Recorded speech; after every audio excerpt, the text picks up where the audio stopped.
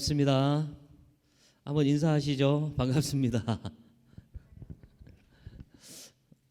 오늘 우리 강은이 형 이제 옆에 앉으신 분 제가 잘 안 보여서 알겠습니다. 환영합니다. 말씀 보겠습니다. 시편 51편 10절 말씀 한 절 보도록 하겠습니다. 우리 큰 목소리를 한번 허리 펴시고 성경 들고 같이 큰 소리를 한번 선포하시겠습니다. 시작.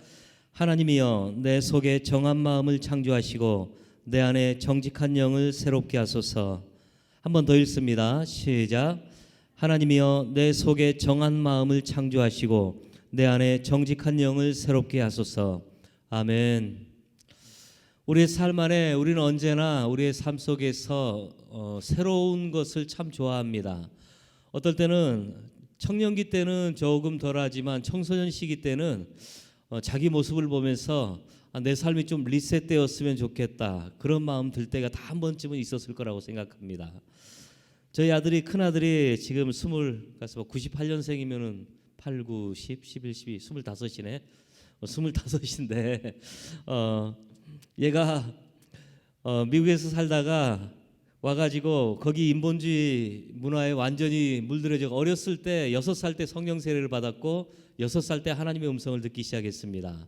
그리고 화요 모임 가면은 초등학교 때는 막 손 들고 이렇게 하던 애가 미국 가더니만은 신앙을 잃어버렸어요.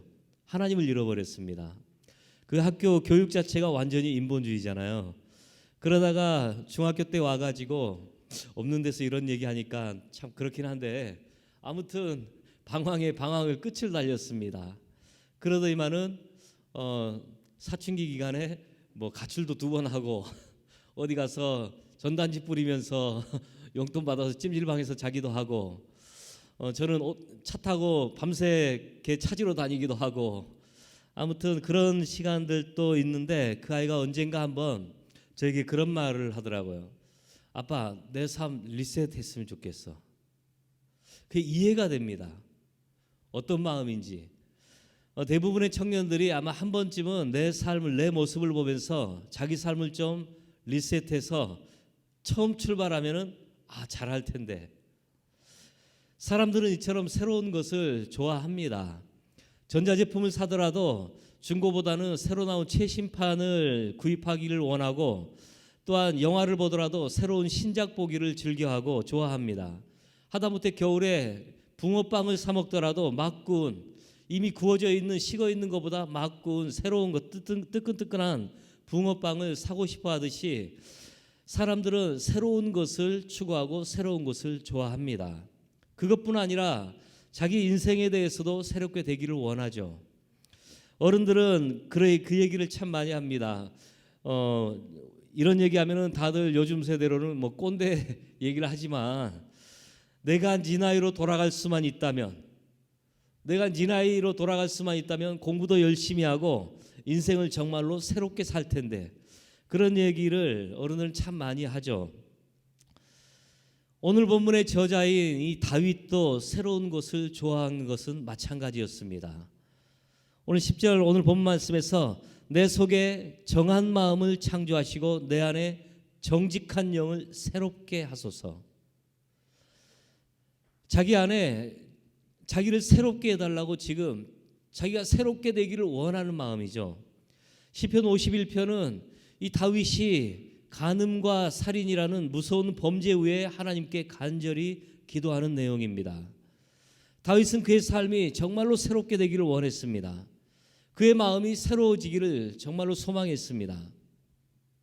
다윗은 정말 주님을 사랑하던 소년이었는데 온 이스라엘이 두려워서 벌벌 떨던 거인 골리앗, 블레셋 장수 골리앗 앞에서 하나님의 이름으로 당당하게 섰던 그 주님의 용사였고, 또한 청년이 되어서는 사울 왕이 부당하게 자기를 죽이려고 쫓아다니는 수많은 생명의 위협과 고난 속에서도 그는 사울을 대적하지 않고 싸우지 않고 오히려 사울 왕을 하나님께서 세우신 왕으로 인정하고 존경하였던 믿음의 사람이었습니다.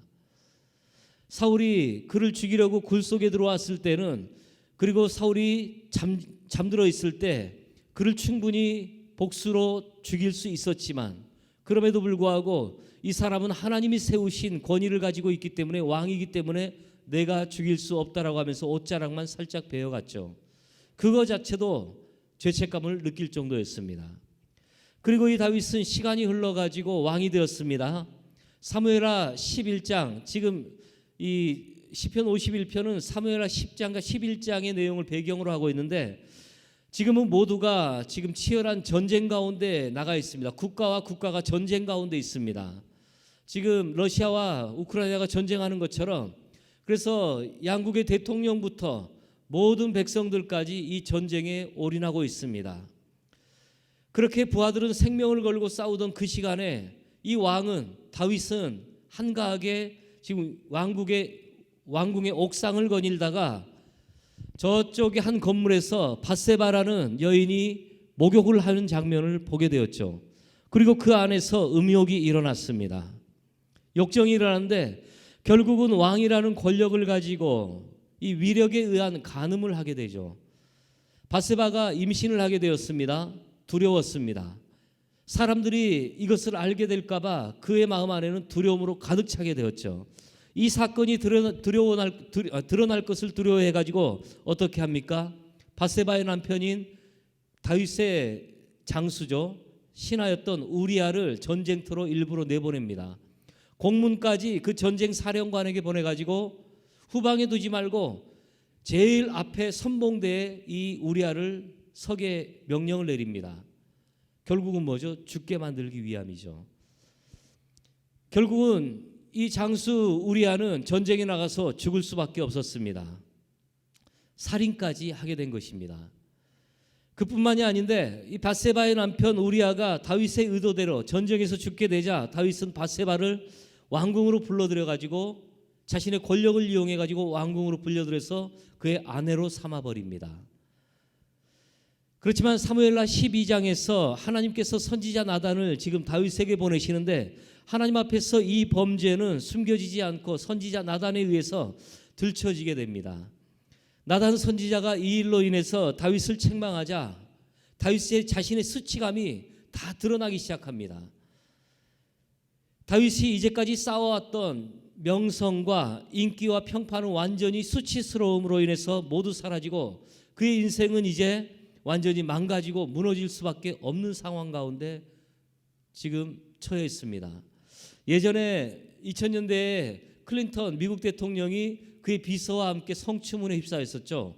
전 세계 최강대국이었던 미국의 대통령이 전 세계의 대통령이라고 할 수 있는 그 사람이 그 위치 가운데서 성적으로 부도덕한 일이 들춰지게 되니까 어떻습니까?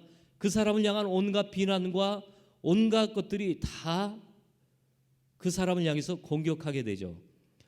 다윗은 백성들로부터 가장 존경받는 왕이었고 그리고 가장 칭찬과 명성을 얻었고 국제적으로도 마찬가지로 다윗이라는 이스라엘의 왕에 대해서 아무도 함부로 할 수 없을 정도로 명성과 권력을 가지고 있었습니다.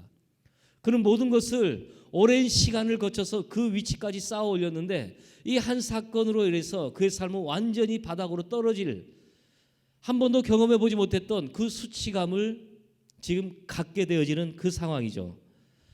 그런데 보통 사람들이 어떻습니까? 이러한 수치감이 자기에게 찾아올 때 사람들은 견디다 못해가지고 삶을 끝내버리죠. 자살을 하게 됩니다. 자기가 견디지를 못하기 때문에. 또는 어떤 사람들은 어떤 정치인들이나 어떤 사람들은 자기에게 있던 그 비밀한 잘못들이 들춰질까 봐 두려워가지고 온갖 거짓말로 자신을 포장하죠. 죽어도 하지 않았다라고 그렇게 얘기하는 정치인들을 수없이 봐왔습니다. 심지어 이 밧세바와의 지금 불륜으로 인해서 낳았던 아들까지도 다윗에게는 지금 그 아들도 죽게 되는 처참한 결과를 가져오게 되죠. 죄로 인한 엄청난 대가를 지불합니다. 다윗에게는 아직 남아있는 한 가지가 있었는데 그럼에도 불구하고 남아있는 그 마음속에 한 가지가 있었습니다. 무엇이었겠습니까? 가장 중요했던 하나님 앞에서의 태도, 하나님 앞에서의 삶이었다라는 것이죠. 모든 것이 다 무너진다 할지라도, 다 사라진다 할지라도 그에게서 절대로 바꿀 수 없었던 가치로운 것, 무너질 수 없었던 것은 자신의 삶이 아무리 타락한다 해도 결코 변하지 않았던 다윗에게 한 가지가 있었는데 하나님 앞에서의 삶이었습니다. 경외함. 하나님 앞에서 정말로 새롭게 되기를 원했는데 중심을 보시는, 마음을 보시는 하나님 앞에 그의 마음이 정말로 새롭게 되기를 원했습니다. 그 기도가 바로 오늘 시편 51편의 기도입니다. 10절과 11절 말씀에서 하나님이여 내 속에 정한 마음을 창조하시고 내 안에 정직한 영을 새롭게 하소서. 나를 주 앞에서 쫓아내지 마시며 주의 성령을 내게서 거두지 마소서. 7년 동안, 거의 10년 동안 다윗을 쫓아다녔던 사울, 하나님의 영이 임하자 사울의 인생이 어떻게 비참하고 처참하게 무너져 가는지를 가장 가까이서 보았습니다. 하나님의 영이, 사울이 불순종함으로 인해서 사무엘상 15장에 나오죠. 하나님의 영이 떠나자 그 안에 악신이 들어오기 시작하면서 이제는 분노와 그리고 시기와 질투, 온갖 세상 것들이 자신 안에서 나타나기 시작하죠. 사울의 그 가까운 삶을 보기 시작했던, 가까운 곳에서 사울의 삶을 보기 시작했던 다윗은 얼마나 하나님의 영이 자신을 떠나는 것이 두려웠겠습니까? 그래서 이 일로 인해서 다윗은 그의 삶 안에서 하나님의 성령이 떠나지 않기를 간절히 기도했습니다. 나를 주 앞에서 쫓아내지 마시며 주의 성령을 내게서 거두지 마소서. 그리고 다윗은 정말로 이 기도처럼 새롭게 되었고 결국은 하나님이 그를 축복하셔서 밧세바를 통해서 새로운 아들을 얻게 되는데 그가 바로 누굽니까? 이스라엘의 최전성기를 열었던 솔로몬 왕이죠. 밧세바로부터 나온 두 번째 아들입니다. 다윗은 이 기도 이후로 솔로몬을 다음 왕으로 세우기까지 하나님 앞에서 정말로 올바른 길을 걸어가기로 결정을 했습니다. 그리고 그 길을 걸었습니다. 사랑하는 여러분, 우리에게 중요한 것은 우리가 절대로 죄를 저지르지 않거나 삶이 실패하지 않는 그러한 완벽한 것이 아니죠. 우리는 언제든지 넘어지고 실패할 수 있습니다. 그렇지만 중요한 것은 그럴 때마다 다시 한번 시작하고 다시 새롭게 되고자 하는 마음이라고 생각합니다. 우리는 성경과 인류의 역사 가운데서 실패하지 않은 사람을 찾아볼 수가 없습니다. 사람은 누구나 실패하고 넘어지고 범죄하는 것을 볼 수 있습니다. 오늘도 우리는 실패했었고 오늘 아침에도 하나님의 말씀을 묵상하면서 이렇게 하리라 결단을 했지만 또다시 그 말씀 앞에 내가 다짐했던 것들이 무너지며 또 실패하는 것들을 또 바라볼 수 있죠. 그럼에도 불구하고 우리는 하나님 앞에서 중요한 것이 있다면 그럴지라도 다시 한번 시작하고자 하는 그런 마음일 것입니다.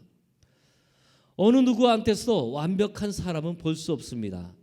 털어서 먼지 나오지 않은 사람은 없죠.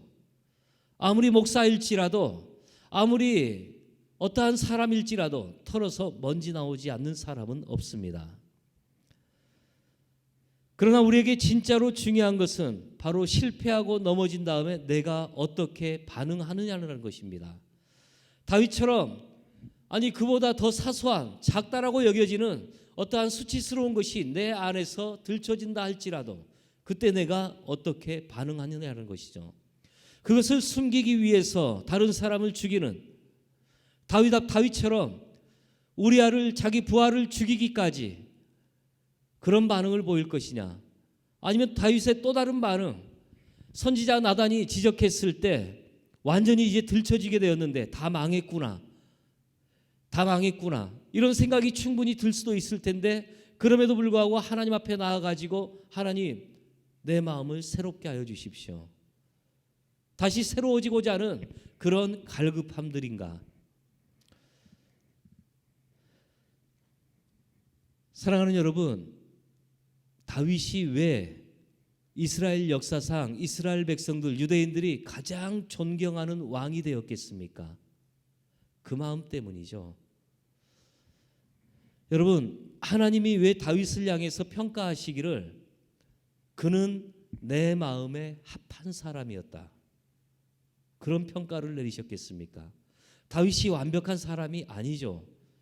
우리보다 훨씬 더 심각한 이러한 간음과 살인이라는 죄를 저질렀습니다. 그 외에도 인구조사와 그 외에도 죄를 저질렀습니다. 다윗은 사울에게 그렇게 쫓겨다녔고 또한 자기 아들 압살롬에게 반역을 당해가지고 또 쫓겨다녔습니다. 그런 삶을 살았던 정말로 힘든 삶을 살았던 사람입니다. 그럼에도 불구하고 그리고 그런 죄들을 저지르고 그럼에도 불구하고 하나님께서 다윗을 향해서 말씀하시기를 그는 내 마음에 정말로 합한 사람, 내가 정말로 마음에 들어하는 사람이다. 내가 정말로 좋아하는 사람이다. 여러분, 모세에 대해서는 하나님이 뭐라 합니까? 그의 온유함이 온 천하에 가장 승하다라고 했죠. 모세를 온유한 사람이라고 했습니다. 이 다윗이 하나님 앞에서까지 그렇게 그런 칭찬과 그런 인정을 받을 수 있었던 것, 삶이 완벽해서가 아닙니다. 이 시편 51편의 기도의 내용 때문이죠. 이게 그의 중심에 있었다라는 것입니다. 어린 시절 목자였을 때, 목동이었을 때의 그 순수한 마음이 하나님 앞에서 내가 죄를 저질렀을지라도 하나님을 경외함이 사라지지 않고 중심에 있었다라는 것이죠. 사랑하는 여러분, 우리가 실패하고 넘어진 뒤에 어떻게 반응할 것이냐, 마음을 겸손케 하고 우리가 통회하고 새롭게 되기를 바라는 것만이 우리에게 유일한 해결책임을 여러분 아시기 바랍니다. 수많은 사람들이 실패하고 소망이 끊겼다고 생각했지만 그들의 삶에 주님이 다시 찾아오심으로 새로운 인생을 시작하였는데, 모세는 이집트의 왕자로 자라나서 40년 동안 온갖 것을 다 가졌죠. 다 누렸습니다. 그런데 자기 동족에 대한 애틋한 마음이 이제 일어나기 시작했습니다. 동족에 대한 정체성과 동질감을 느끼기 시작했죠.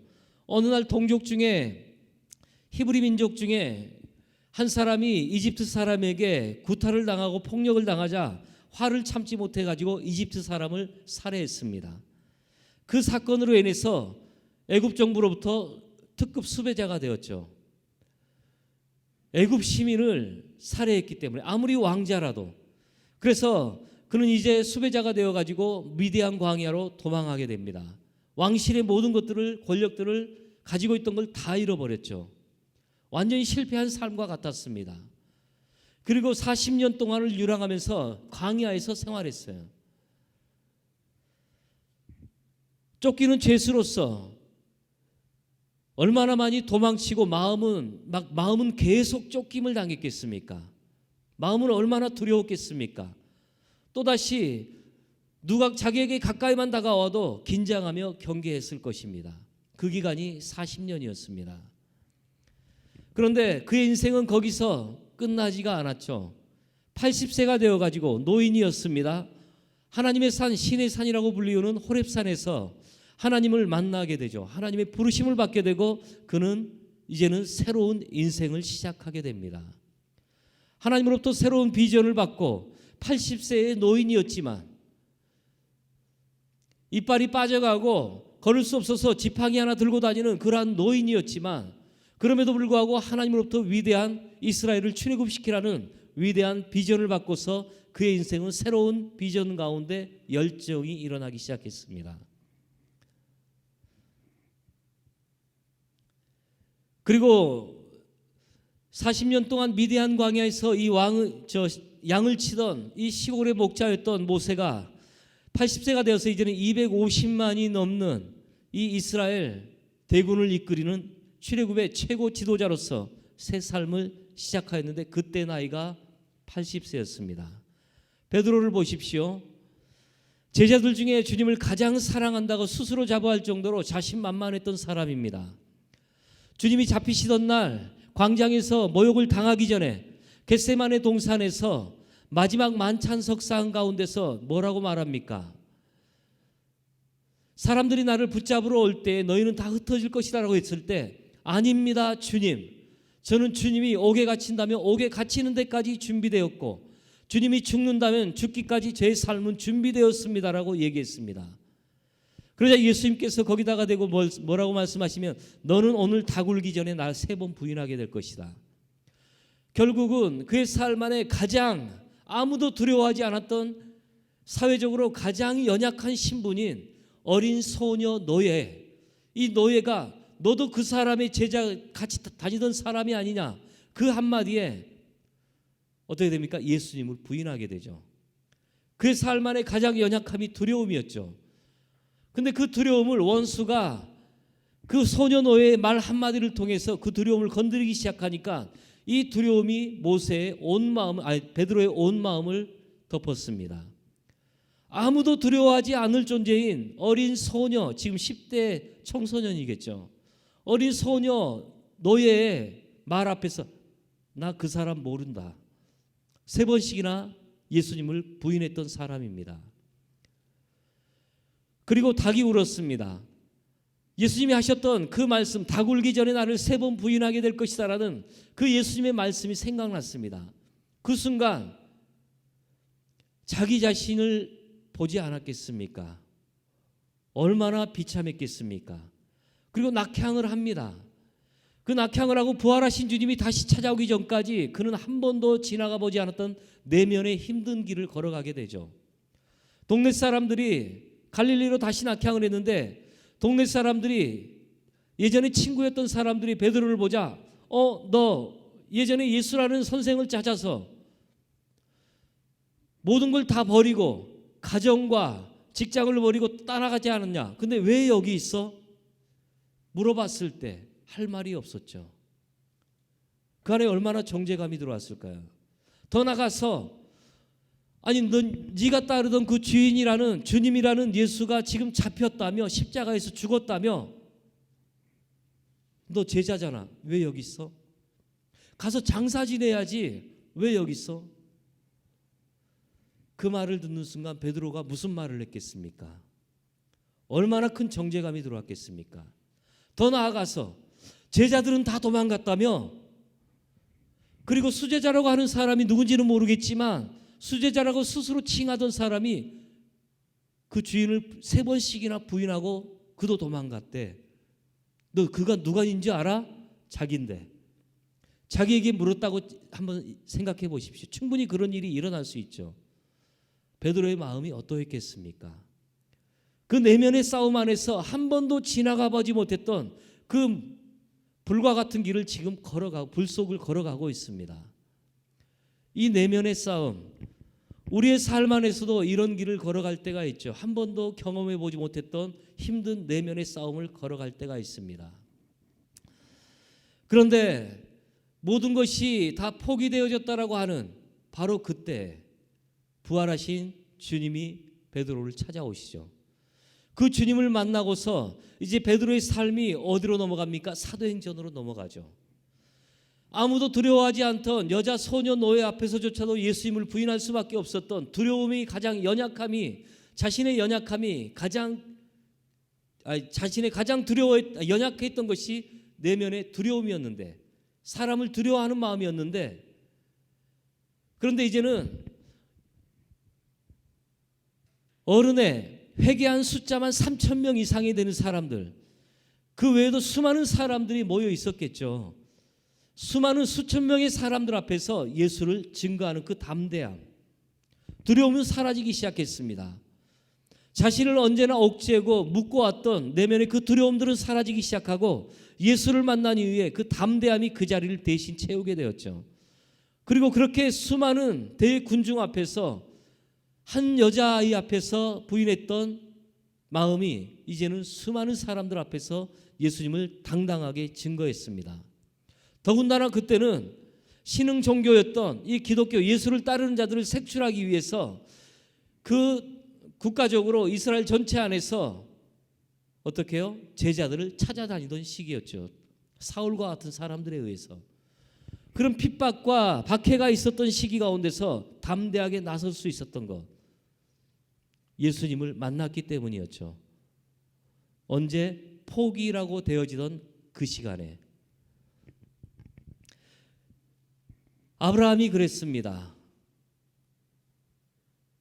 아브라함이 그랬고 요셉이 그랬습니다. 요셉은 어떠했습니까? 자기 형제에 의해서 애굽으로 종으로 팔려갔습니다. 그리고 어떻게 이제 그 종의 신분 안에서도 그나마 고관대작의 집에 가서 그 종들의 문화 안에서는 그래도 아이고 인생 폈다라고 할 수도 있겠습니다. 고위층의 노예로 들어갔기 때문에. 근데 거기서도 또 어떻게 됩니까? 거기서도 집 전체를 관리하는 집사의 역할을 하게 되었습니다. 얼마나 출세했습니까? 그런데 거기서 또 고난에 빠지게 되죠. 성범죄자라는 낙인이 찍히죠. 성폭행했다라는 그 누명을 쓰고 또 감옥에 들어갑니다. 사회적으로 요셉은 성범죄자였고 전과자였고 그리고 또한 노예였습니다. 사회적으로 완전히 사람들에게서 멸시받고 소외될 수밖에 없는 그 하층민 존재였습니다. 아무것도 할 수 없는 포기의 순간이었죠. 그런데 하나님께서 어떻게 하십니까? 하나님을 만난 그는 애굽의 국무총리가 되었죠. 제2인자, 전 세계 최강대국의 2인자가 되었습니다. 마가가 그렇죠. 마가복음의 저자 마가. 초기에는 바울이 1차 선교 여행을 떠날 때 바울과 실라 그리고 마가가 바울과 바나바가 마가를 데리고 전도여행을 떠나죠. 그런데 이 마가라고 하는 요한이 어떻게 해요? 세상을 따라서 세상으로 나가버립니다. 바울이 얼마나 실망했겠습니까? 그래서 2차 선교여행 때는 이 마가를 데리고 가느냐 마느냐 때문에 싸움이 일어났습니다. 결국 바울과 바나바가 갈라지게 되는 계기가 되어지죠. 그렇게 했던 선교팀을 깨뜨렸던 존재가 바로 마가였습니다. 그런데 이 마가가 바울의 인생 마지막에는 어떻게 합니까? 마가도 데리고 와라. 인정을 받게 되죠. 그리고 사복음서 중에서 마태, 마가, 누가, 요한복음 이 사복음서 중에서 가장 먼저 쓰여진 책이 마가복음이죠. 이 마가복음을 기본으로 해서 마태복음, 누가복음, 요한복음이 만들어지게 됩니다. 그 저자가 마가입니다. 기독교 역사에 한 획을 그을 정도로 이렇게 성경을 만들었던 그 위대한 인물이 되어지게 되는 것이죠. 주님이 그렇게 하신 것입니다. 사랑하는 여러분, 우리는 이미 늦었다고 생각할 때가 있을 것입니다. 여러분 저를 따라서 한번 선포해 보시기 바랍니다. 중요한 부분이기 때문에 하나님 앞에서 한 번 더요. 우리 중고등부도 그렇고 청년들도 그렇고 소리를 안 냅니다. 시작. 하나님 앞에서 시작. 삶을 새롭게 다시 시작할 때에는 정해진 시간과 시간의 제한은 없다. 잘 생각해 보시기 바랍니다. 우리가 하나님 앞에서 살아갈 때 삶을 다시 새롭게 시작하고자 합니다. 그 타이밍은요, 정해진 타이밍, 정해진 시간이라는 것이 이때만 해야 돼 이런 게 없습니다. 그리고 언제부터 언제까지 해야 돼 시간의 제한도 없습니다. 우리가 무너졌다라고 여겨지는 바로 그때 우리가 다시 시작하기로 결정한다면 그것이 가장 확실한 시간이라고 믿습니다.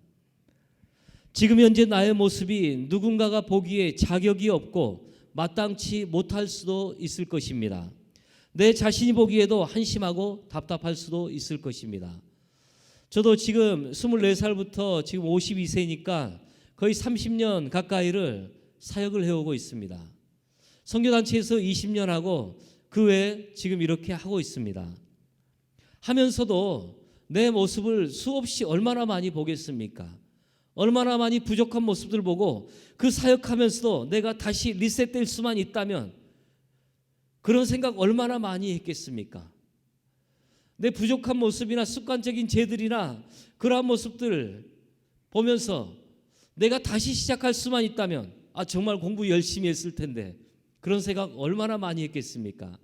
내가 20대라면 새롭게 정말로 다시 해보고 싶을 텐데 이거 해보고 싶을 텐데 그런 것들이 얼마나 많았겠습니까?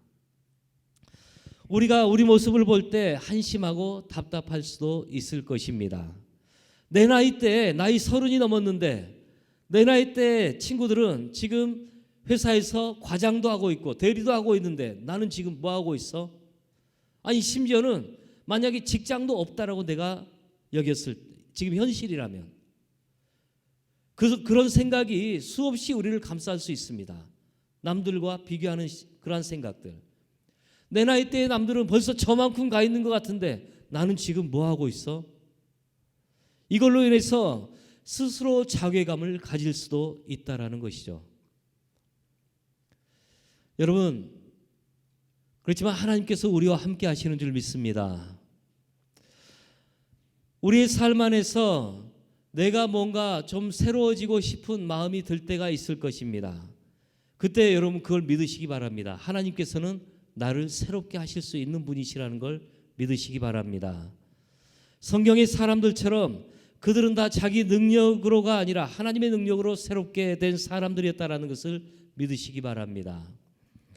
하나님께서는 우리의 삶이 오늘 지금 이 시간 그리고 새롭게 되기를 원하시는 분이심을 믿기를 바라며 오늘 말씀 10절 말씀을 다시 한번 우리의 영혼 가운데 선포하기를 원합니다.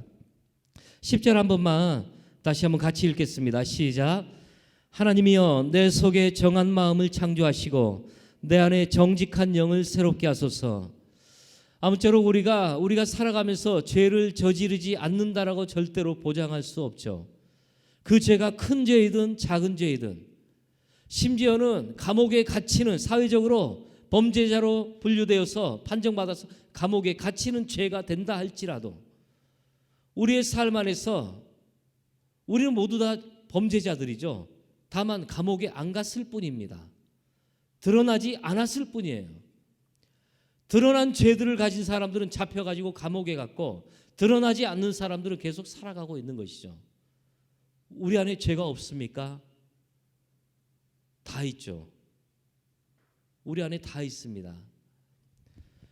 그 죄는 우리 안에서 정말로 우리의 마음을 위축되게 만들고 우리를 포기하게 만들 수도 있죠. 좌절하게 만듭니다. 그렇지만 그때마다 정말로 하나님이 다윗을 그렇게 인정하였던 것처럼 저 사람은 정말로 내가 인정해. 내 마음에 쏙 드는 사람이야. 그걸 본다면요.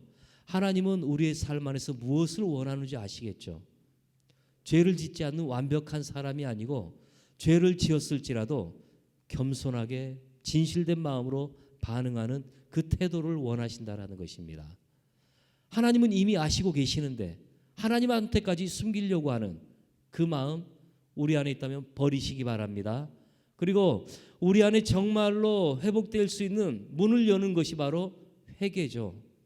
하나님 앞에서의 회개. 내 자신을 인정하시고 그럴 때 우리의 정말로 하나님은 우리 가운데 다윗을 새롭게 하였던 것처럼 새롭게 하여 주십시오라는 이 기도에 하나님 응답하셨던 것처럼 모세와 아브라함과 마가와 그리고 요셉과 이러한 사람들을 새롭게 하셨던 것처럼 우리의 삶 안에도 새롭게 새로운 인생으로 그렇게 인도하실 그 하나님을 기대합니다. 아멘. 우리가 한 가지 찬양 하나 같이 하고 우리가 기도했으면 좋겠습니다. 정결한 마음, 정결한 마음 주시옵소서. 오 주님, 정직한 영을 새로 하소서. 다시 한번 정결한 마음 주시옵소서. 정결한 마음 주시옵소서. 오 주님, 정직한 영을 새롭게 하소서.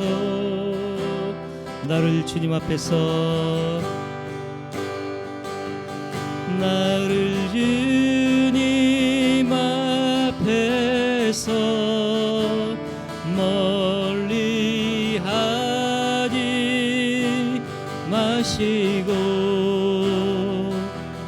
주의 성령을 거두지 마옵소서.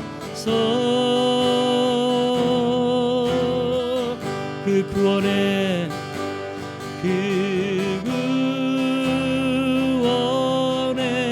기쁨 다시 회복시키시고 변치 않는 마음 내 안에 주소서. 한 번 더 고백합니다. 정결한 마음 주시옵소서. 정결한 마음 주시옵소서. 오 주님, 정직한 영을 새롭게 하소서. 정결한 마음 주시옵소서. 정결한 마음 주시옵소서. 오 주님, 정직한 영을 새롭게 하소서.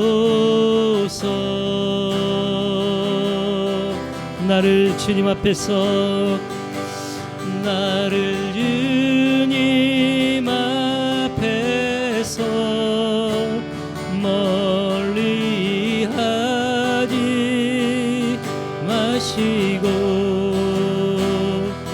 주의 성령을 거두지 마옵소서.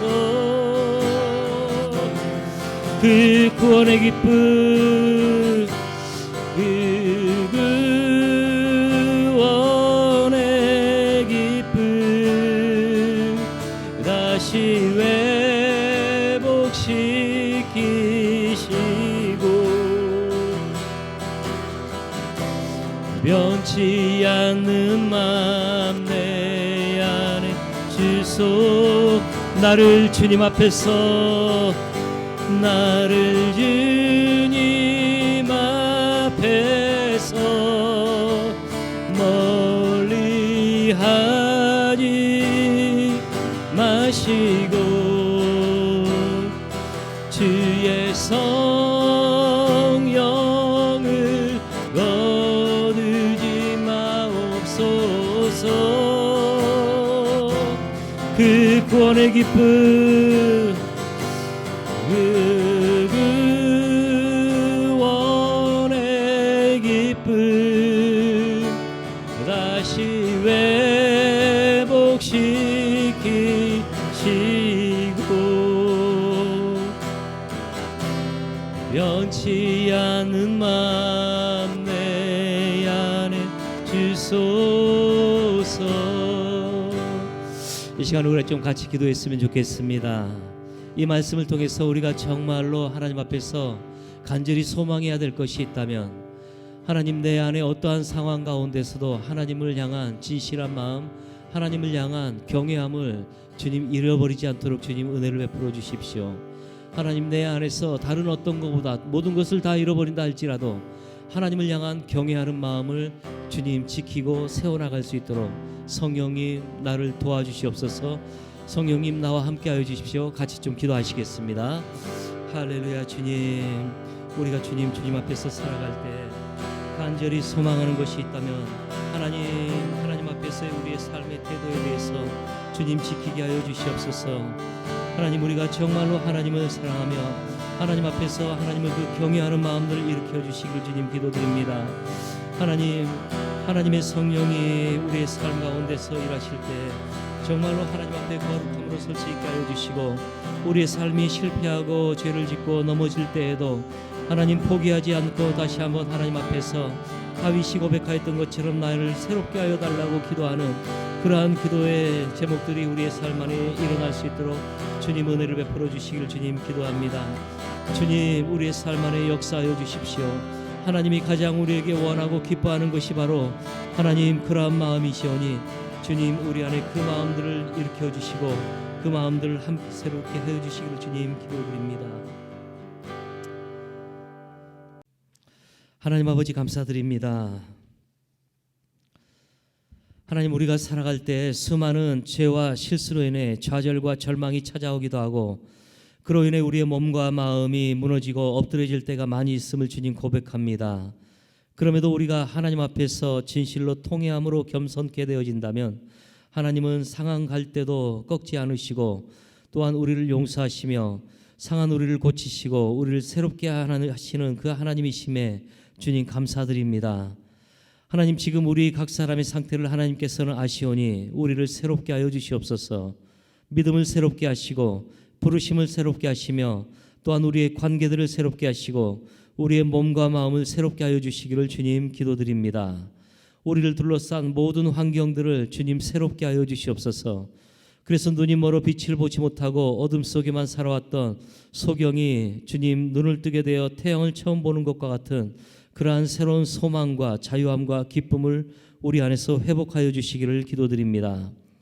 오늘도 하나님 앞에 나아올 때 귀한 물질을 들고 나와사오니 하나님 우리가 드린 이 예물이 우리의 삶의 아름다운 예배가 되게 하시고 우리의 믿음이 되게 하시며 우리의 정성을 다하여 드려오니 하나님께서 받으시는 진정한 예배가 되게 하여 주시옵소서.